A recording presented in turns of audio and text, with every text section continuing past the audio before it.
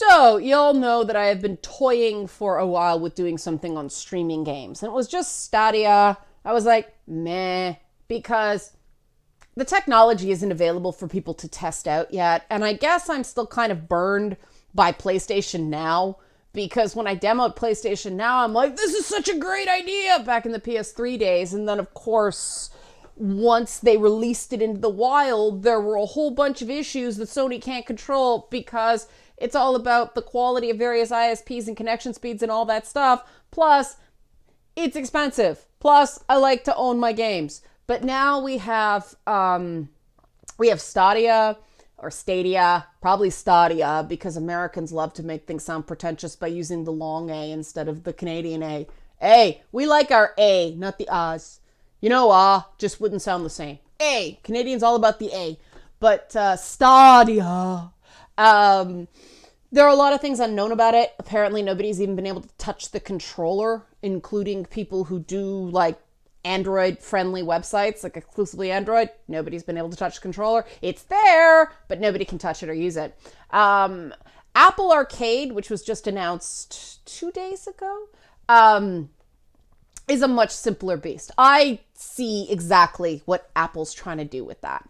It's trying to continue its walled garden approach to technology, where they want people to get in the ecosystem and then sort of be carrot and sticked into staying with that ecosystem. I am a reformed Mac user. I had 2 MacBook Pros, which I loved because they were super durable. And then they stopped being durable when that Retina screen and all that stuff came in. So I moved back to, my Alienware laptop, which I can also beat the ever-loving crap out of. And I have broken it, but then Alienware replaced it for free because it was still under their warranty. I'm happy. I'm just rough on laptops. So anything dainty, I can't use. But I also didn't like that you are stuck in the Apple ecosystem for music, for apps, for all that stuff, which, you know, I still have my iPad. I use that to play games. I use that to watch it as a little remote TV because I got that cool streaming service. But having used that cool TV streaming service, I am familiar with all the disruptions that even with a decent internet connection, still happens. There are outages, there is lag, there are slowdowns, and that's happening with linear media, not something that needs uploads and downloads. And if Google is finally going to strong-arm ISPs into creating better upload speeds for a reasonable price, hallelujah, I don't see that happening in Canada. I don't see that happening in rural America. We just got a budget promise here federally for rural high speed. That will only stay if the Liberals stay in power past the next election in the fall, and that is questionable. So that rural high speed may not happen after all if the Conservatives cut the program, and because they're the most likely if this win via scandal tactic works, which it did. That's how Stephen Harper got into power back in the day. Stephen Harper, for people who don't follow Canadian politics, is spoken the same way most people talk about, like, Voldemort in Harry Potter. Like, don't say his name, he'll come back. He slashed science programs. He did a lot of not good stuff, but it was the slashing of science programs that most people, like, curse you! But yeah, he managed to game scandals and minority governments for a good long time and stayed in power for 10 years. So the fact that people are still flirting with going back to that, very strange to me. But I digress. The point is that if Trudeau does lose the election in the fall, kiss all that spending goodbye. Andrew Scheer and the Conservatives will suck up all that spending. So what's going to happen to people in those rural communities who don't have great internet? Well, they're out of luck. When it comes to streaming games, they will just not be able to participate. And this is when the left-wing quality of the tech industry starts looking very much not left-wing, you know, because the tech industry is great at creating have and have not regions, you know. Oh, tech hubs demand all this transit, all this public transit, so we don't need a car. Kara Swisher wrote an op-ed in the New York Times saying that soon cars will be as quaint as a horse and buggy, owning your own car. Quaint. Oh yeah. Tell that to somebody in, Oklahoma was one of the examples that somebody gave me online, where the transit's crap. That's one of those things where if you live in a major city, yeah, transit's great. You know what else is really great? The cost of rent, meaning great as in large, not great as in good. The property taxes are insane. The rents are insane. You are paying for that alleged convenience, so you don't have to be somewhere quaint. Kiss my friggin' ass. That was not nice of me. But this is the problem with tech, is if tech is allowed to continue to set culture, things are going to become increasingly have and have not, which is so strange to me, because tech and gaming and all this stuff, they fashion themselves liberals, but they're really not.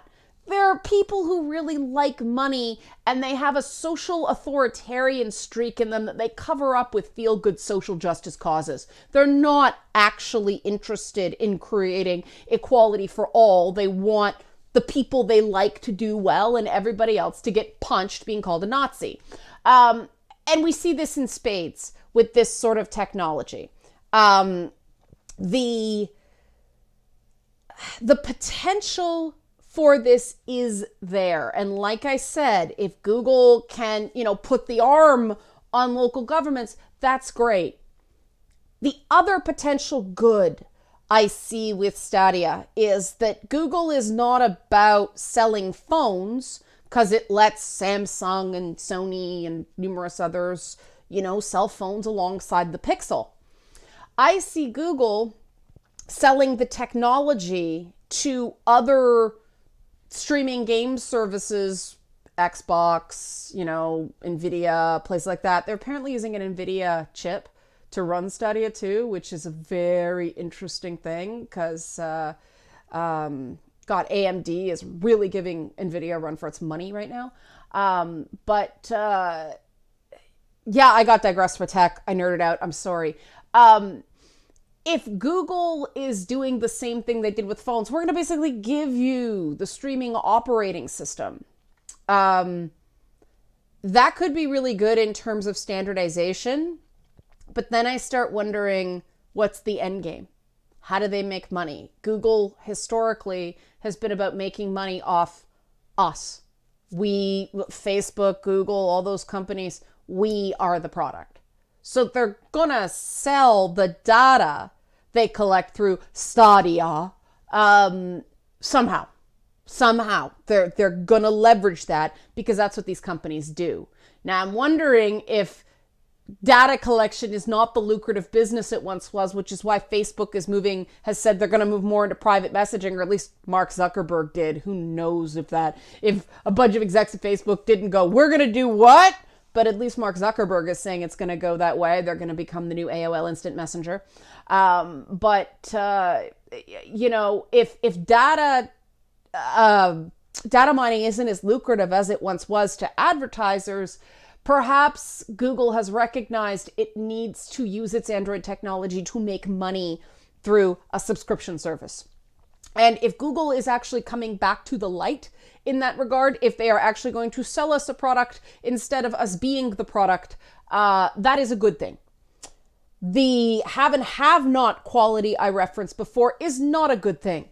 The other not good thing is the fact that these subscription services are creeping up. I said a while back that the thing about cord cutting is if enough people cord cut, then all the content providers who made up cable are just going to find a way to force you to pay the same amount of money that would be a cable bill. And that is what's happening. You need your what is it now for basic Netflix? $12, $18, something like that, depending on where you are. That's creeped up. You need your Xbox Live, your PlayStation Plus, your whatever you subscribe to there to do, your premium online gaming. You've got Hulu, down in the States. You got CBS All Access. You got the Disney thing that's coming up, which everybody with kids is going to get because it's Disney. And they'll probably get their money's worth out of it. But, Disney, as a conglomerate, has enough content to make that worth its while. Netflix, I can see slowly losing market dominance. And eventually what we're going to have is an all-in-one streaming provider that bundles Hulu and Netflix and Amazon Prime. Forgot about that one because I haven't watched it in a while because my Amazon Prime enabled TV is still in a box since we moved. The Disney, the whatever, everybody's going to have their own streaming service, and it's just basically going to be Wi-Fi cable with cable pricing. At this point, yeah, you're up to your $80 a month minimum with all these different services. That's no savings. They make you pay for it one way or the other. I mean, the days of over-the-air TV services are gone, except apparently in Windsor, Ontario. The people in Windsor, apparently nobody pays for cable. They just get antennas and basically take the U.S. Antenna service because the U.S. still has to broadcast over the air. It was fascinating. I couldn't figure out why the signal was so poor in all these different like bars and restaurants and things like that in the Windsor area. And then it turned out, well, because they're all just using antennas. But for most of us here in Canada and in many parts of the US, it's cable or it's streaming or nothing. And streaming is not the huge savings anymore than it once was. Now, if cable was that expensive, how much is an unlimited streaming game service going to be? I have heard $30 bandied about. And people are really going to have to make a choice. If people could just buy the game and it meant, God, I don't know. I mean, if you already have a gaming PC or an Xbox or a PlayStation, what's the point in buying the game unless you use it to play the exclusives for the other console that you can't access any other way? That might be a productive use for it. Somebody who can only afford one or the other, and so they pick the one with the exclusives they like better, and then they just stream, so you get your PlayStation and then you stream Sunset Overdrive or Gears of War 4 or whatever, those few and far between Xbox exclusives. Maybe that's a way to do it. That would be useful. Is it $30 a month useful? No, not for the scarcity of Xbox exclusive titles, especially since Xbox already does that. Well, a lot of people don't have a gaming PC, so the crossplay doesn't necessarily work that way. But yeah, I really don't see the benefit to a subscription service unless you're one of those people who wants to sample a bunch of games, play them for like 10 hours, and then move on to something else. But if you're that kind of gamer, you're probably on the Epic Games Store downloading all those games for free, or you're on the EA Origin Store, or whatever. You're already on those anyway. And the problem we're having is we've got huge market fragmentation, right?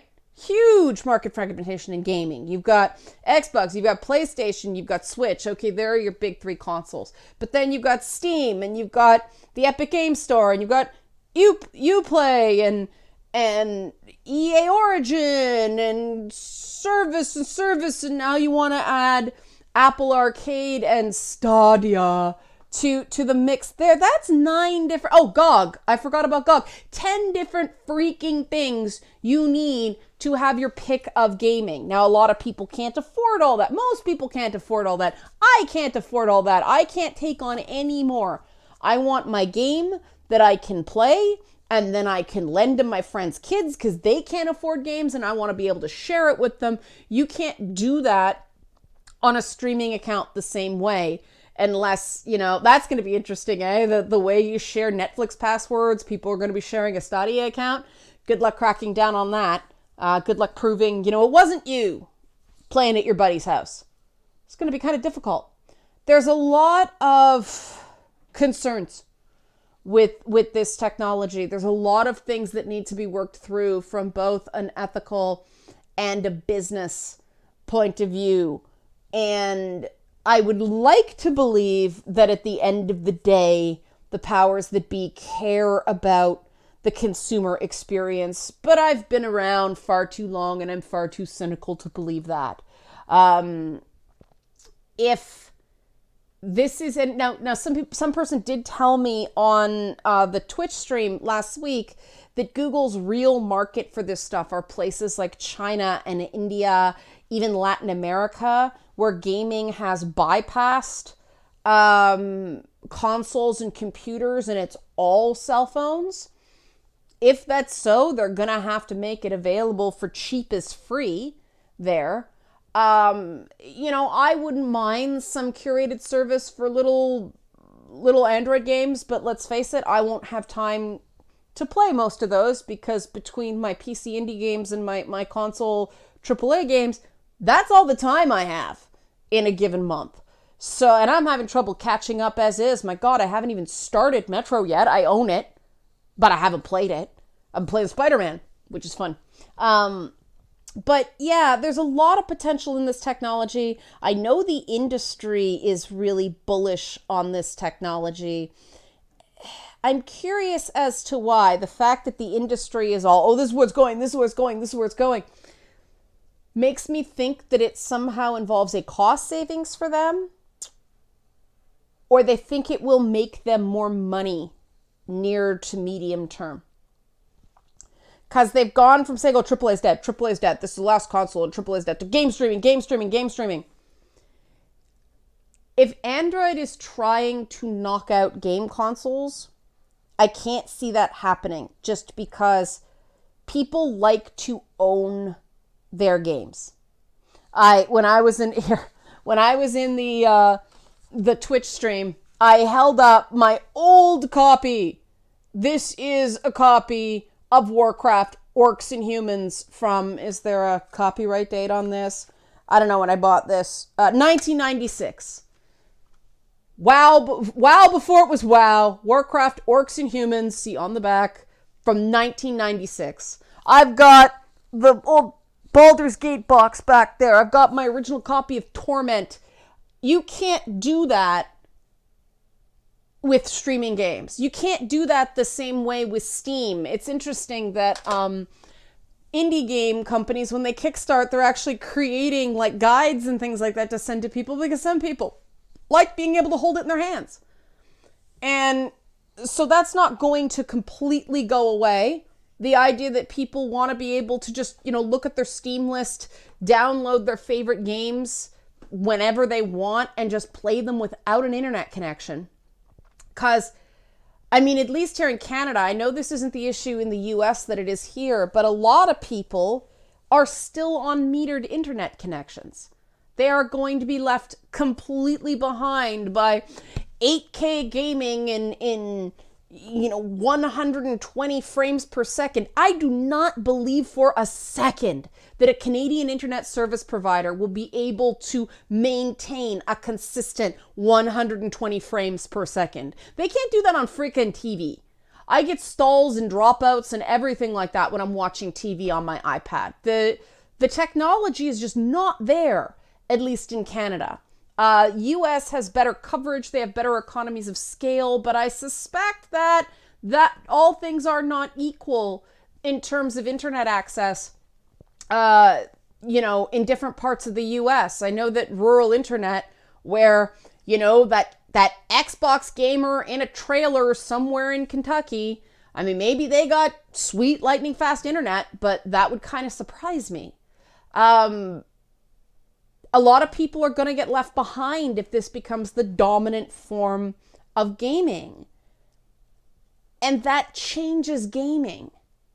Gaming has never been something that only the rich can partake in.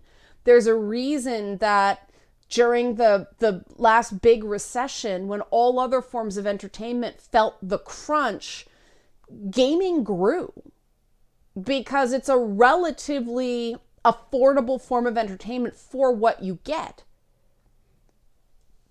That affects the culture. That affects what little kid can have dreams of working in the video game industry. And I don't want that to be something that restricts based on wealth or privilege. And that's my fundamental concern, outside cost, outside of how much data is going to be mined.